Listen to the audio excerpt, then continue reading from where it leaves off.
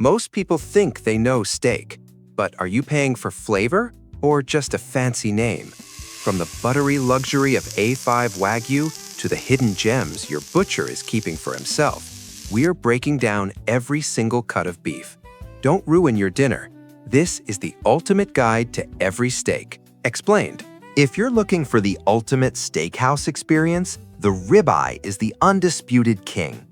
Carved from the beef rib primal, specifically between the 6th and 12th ribs, this cut is famous for one thing: fat. But not just any fat. The ribeye is defined by its incredible intramuscular marbling and that iconic fat eye right in the center. When this hits a scorching hot cast iron skillet, that marble renders down, essentially basting the meat from the inside out. This creates a buttery, rich, and beefy flavor profile that no other cut can match. For the best experience, aim for a medium rare to medium doneness. This allows the fat to fully melt into the fibers, giving you that melt-in-your-mouth texture. It's bold, it's juicy, and it's the gold standard for steak lovers worldwide. At the opposite end of the spectrum lies the filet mignon. Carved from the smaller end of the tenderloin, this is the most expensive and sought-after cut on the market. Why? Because the tenderloin is a lazy muscle that does almost no work, resulting in a texture so soft you can practically cut it with a butter knife. Unlike the ribeye, the filet is extremely lean with very little marbling. This means the flavor is subtle, elegant, and slightly iron-like rather than fatty. Because it lacks fat, it's often wrapped in bacon or served with a rich peppercorn sauce to add moisture. If you prioritize texture over everything else, this is your winner. Always cook this rare or medium rare. Overcooking a filet is a culinary crime you want to avoid. Can't decide between the richness of a ribeye and the tenderness of a filet? Meet the New York strip. Also known as the strip loin, this cut comes from the short loin of the cow. It's the favorite of many steak purists because it offers the perfect middle ground. The strip features a tight grain and a signature thick fat cap running down one side. This allows the meat to stay juicy without being as greasy as a ribeye. It has a distinctive chew. It's firmer than a filet, giving you a satisfying bite that releases deep, beefy juices with every mouthful. Pro tip: when searing a New York strip, always stand it on its side to render that fat cap until it's golden and crispy. It's the ultimate everyday luxury steak. Why settle for one steak when you can have two? The T-Bone is a masterclass in variety, featuring a signature T-shaped bone that acts as a divider between two legendary cuts. On one side, you have the beefy, robust New York strip. On the other, a smaller but incredibly tender portion of filet mignon. Cooking a T-bone is a thrilling challenge for any grill master. Because the bone conducts heat differently than the meat, it helps protect the center from overcooking while adding a deep, marrow-infused aroma to every bite. It's a heavy hitter, usually weighing in at over a pound, making it the perfect choice for those who want the best of both worlds, the chew of the strip and the buttery softness of the filet, all held together by that iconic bone. If the T-bone is a king, the Porterhouse is the emperor. While they look identical at first glance, the difference lies in the size of the prize. To be legally called a Porterhouse, the tenderloin section must be at least 1¼ inches thick. This is the heavyweight champion of the steakhouse menu, often served as a meal for two, though true carnivores might try it solo.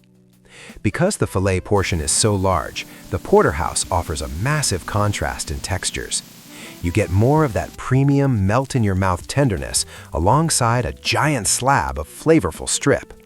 It's thick, it's primal, and it requires a high-heat sear followed by a slow finish to ensure both sides reach perfection. It's not just a meal, it's an event. The tomahawk is arguably the most Instagrammable steak in existence. Named for its resemblance to an indigenous battle axe, this is essentially a ribeye left on a massive, long Frenched bone. The bone is meticulously cleaned of meat and fat, leaving a stunning visual handle that screams primal luxury. But it's not just about looks. That extra-long bone acts as a thermal conductor during the cooking process, insulating the meat and keeping it incredibly moist. Because of its sheer thickness, usually 2 inches or more, the tomahawk is almost always reverse seared. We start it low and slow to get that edge-to-edge pink perfection, then finish it with a roaring flame for a dark, crusty bark. If you want to draw jaws at your next dinner party, this is the only steak that matters. If you prioritize pure, beefy punch over buttery softness, look no further than the flank and skirt steaks. These alternative cuts come from the abdominal muscles of the cow, meaning they've done a lot of work.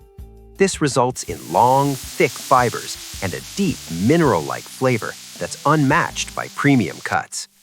The skirt is the star of the fajita world, while the flank is a lean, versatile powerhouse.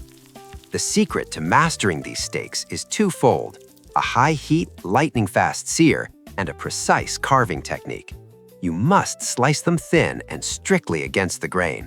If you cut them the wrong way, they'll be as tough as a boot. Cut them right, and you have a tender, juicy explosion of flavor that proves you don't need a thick wallet to enjoy a world-class steak.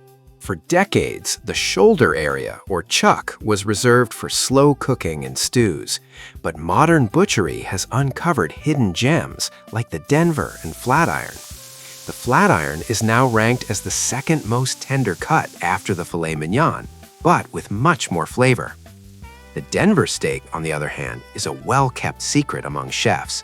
It's incredibly marbled and offers a texture similar to a ribeye, but at a fraction of the cost. These cuts represent the new wave of steak culture: smart, affordable, and surprisingly luxurious.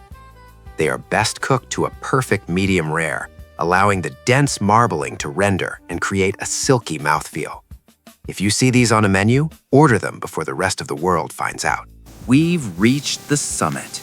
A5 Wagyu from Japan isn't just meat, it's a biological phenomenon. These cows are bred with a genetic predisposition to store fat inside the muscle fibers rather than around them. The result is shimufuri, a snow-white marbling so intense that the steak appears pink rather than red. Eating A5 Wagyu is unlike any other culinary experience.